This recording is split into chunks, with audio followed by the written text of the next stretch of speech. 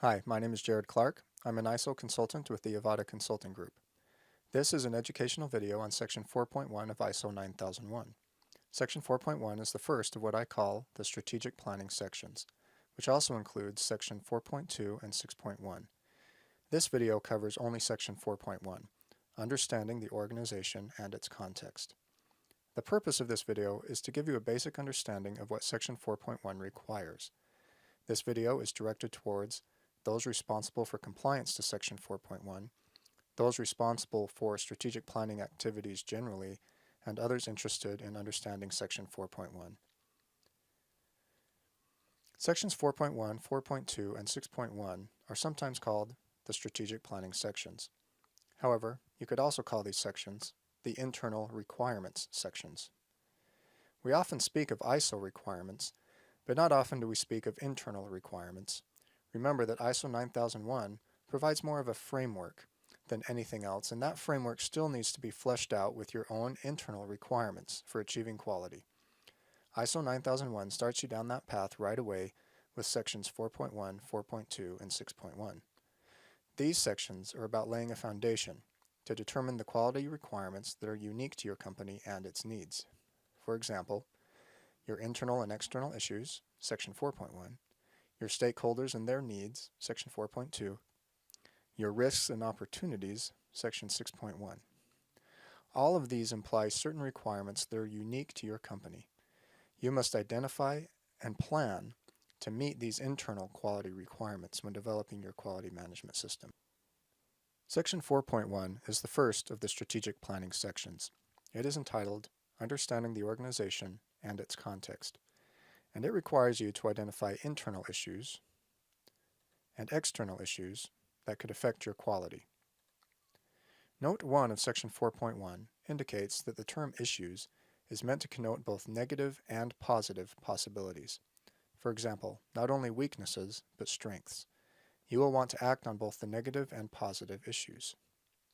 Note 2 of Section 4.1 provides examples of the difference between internal and external issues. The difference is their source, or what factors they arise from. Internal issues arise from factors that are, for the most part, within your control. Managing internal issues is a bit like planning out your day to make sure that you cover everything to meet all your goals. Internal factors include, for example, the overall performance of the organization, sufficiency of resources, such as infrastructure, work environment, or organizational knowledge, human aspects, such as employee competence, organizational behavior and culture, and relationships with unions, operational factors, such as process or production and service provision capabilities, performance of the quality management system, and monitoring customer satisfaction, governance factors, such as rules and procedures for decision making. External issues arise from factors that are, for the most part, beyond your control. Managing external issues is a bit like managing the weather. When the storm comes, there is no stopping it. You just have to plan your day around it. The aim is to learn to coexist with these external factors and still achieve your goals. External factors include, for example, economic factors, such as money exchange rates, economic situation, inflation forecasts, credit availability. Social factors, such as local unemployment rates, safety perception, education levels, public holidays and working days. Political factors, such as political stability, public investments, local infrastructure, international trade agreements. Technological factors, such as new sector technology, materials and equipment, patent expirations, information security threats. Market factors, such as competition, including the organization's market share, similar products or services, market leader trends, customer growth trends, market stability, supply chain relationships. And finally, legal factors, such as statutes and regulations which govern the company's behavior. For example, a PESTLE analysis is a method for identifying external issues. PESTLE is an acronym that reminds you of external factors to consider. PESTLE stands for political, economical, social, technological, legal, and environmental. Another method for identifying both internal and external issues is a SWOT analysis.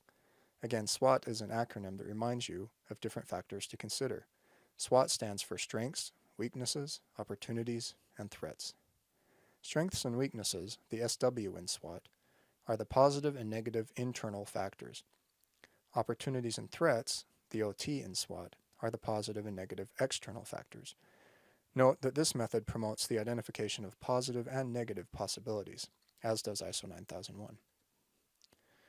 So once you've considered the relevant internal and external factors and have identified your internal and external issues, Section 4.1 requires you to identify, monitor, and review information about those issues. In other words, to keep apprised of your organizational context, hence the title of the section, Understanding the Organization and its Context. But as you can imagine, once you identify these issues, you will want to do more than just keep apprised of them.